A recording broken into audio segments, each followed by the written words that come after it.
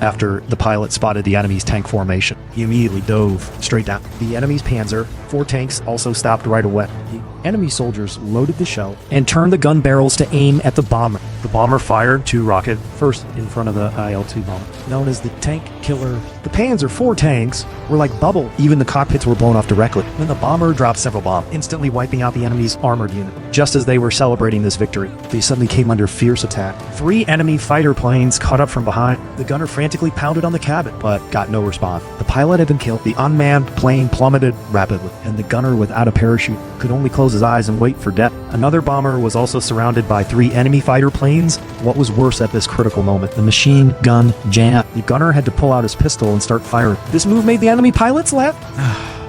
The pilot pulled up and then made a sudden, it seemed like a collision was imminent. So the enemy fighter planes quickly dodged and their positions changed. As a result, the pilots started firing wildly at the enemy fighter plane. And soon one of them was hit with its fuel tank, exploding into pieces in midair. At this moment, another enemy fighter plane attacked from the side, smashing the bomber's tail. The fuel tank also started leaking. Seeing that it was about to lose power, the pilot could only reduce altitude and prepare for an emergency landing.